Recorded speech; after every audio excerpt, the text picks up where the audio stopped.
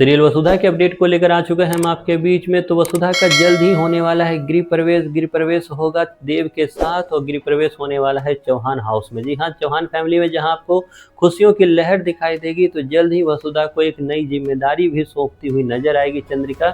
लेकिन इन सब चीजों के पीछे आखिरकार ऐसा क्या हुआ जिसके बाद चंद्रिका को ये मानना पड़ा कि वसुधा जो है उसकी बहू है? क्योंकि अब तक चंद्रिका और वसुधा के बीच में एक ही दीवार थी, वो थी वो पंडित जी की, जो उन्होंने बताया था कि किस तरीके से जिस दिन आपने वसुधा को अपना बहू स्वीकार किया उस दिन आपके पति की एक तरह से हत्या हो जाएगी या पति की मौत हो जाएगी। लेकिन फिर से मंदिर में जाकर चंद्रिका जब यही सारी चीज़ें, आपने रिसेंट एपिसोड में देखा है कि किस तरीके से चंद्रिका ने जब मंदिर में जाकर यही सारी चीज़ें वापस फिर से पंडित जी से बात की, तो पंडित जी ने फिर से बोला कि फिलहाल कोई भी जरिया नहीं है जिससे ये जो दोष है उसे दूर किया जाए। आप जैसे ही वसुधा को अपनी बहू स्वीकार करोगे वैसे ही आपके पति की जो है हत्या होना स्वाभाविक है। ऐसे में जहां वसुधा को जल्द से जल्द वो स्वीकार करना चाह रही है, क्योंकि दादी साहब की जो हेल्थ है उसके लिए सबसे बड़ी कंसर्न बनी हुई है। इसलिए चंद्रिका ने जैसे सुना कि वहां कुछ भक्तगण आए हुए थे, जैसे उन्होंने बताया कि हमने ये तरीका किया तो उसके बाद हमारी जो मनोकामना थी वो पूर्ण हो गई, तो चंद्रिका निकल पड़ी वही सारी कठोर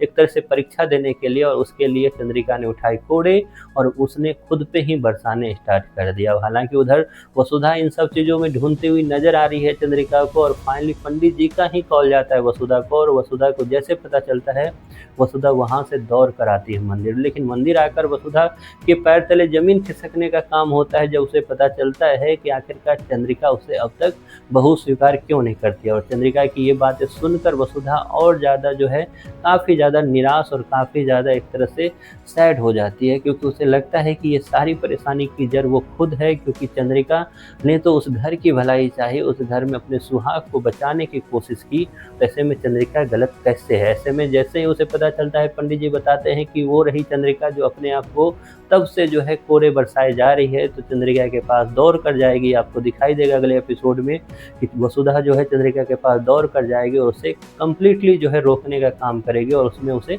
सफलता भी हासिल हो जाएगी। क्योंकि शुरुआत में चंद्रिका नहीं रुकेगी, लेकिन चंद्रिका को जैसे वसुधा पकड़ती हुई नजर आएगी तो वो कोड़े जो है चंद्रिका की जगह वसुधा को लगते हुए नजर आएंगे। ऐसे में चंद्रिका को एहसास होगा कि अब उसे रुक जाना चाहिए, और उसके बाद दोनों एक तरह से सास बहू के बीच में आपको एक इमोशनल बातें होती हुई नजर आएगी, जिसमें आपको दिखाई देगा कि मंदिर की सीढ़ियों पर कैसे दोनों के दोनों जो है रोते हुए नजर आते हैं। दोनों के दोनों अपनी फीलिंग को एक दूसरे के साथ, खास करके चंद्रिका अपनी फीलिंग को एक दूसरे के साथ शेयर करती हुई नजर आती है, जिसमें काफ़ी ज़्यादा रोने की आपको सीन आपको अगले ही एपिसोड में दिखाई देगा। लेकिन सवाल ये है यहाँ पर कि चंद्रिका का ये जो डर है वो कैसे कंप्लीट होगा। तो जल्द ही चंद्रिका को पता चलने वाला है कि अब वो जो दोस्त था वो हट चुका है, अब आप वसुधा को अपना बहू स्वीकार कर सकते हो। लेकिन सबसे बड़ा सवाल ये कि वसुधा को बहू स्वीकार करने के बाद क्या चौहान फैमिली में सब कुछ ठीक हो जाएगा, या फिर अभी भी कोई तूफान है जो चौहान फैमिली में आने वाला है। बात करेंगे इस पर अगली वीडियो में कि आखिरकार वसुधा को जब गृह प्रवेश कराया गया तो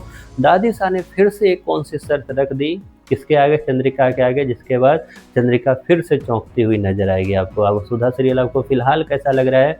वसुधा में अचानक से एक पॉजिटिव एक तरह से चीज़ें ट्रैक चलाने स्टार्ट कर दिया है मेकर्स ने, इसके बारे में आपकी क्या राय है? कमेंट बॉक्स में जरूर बताएं।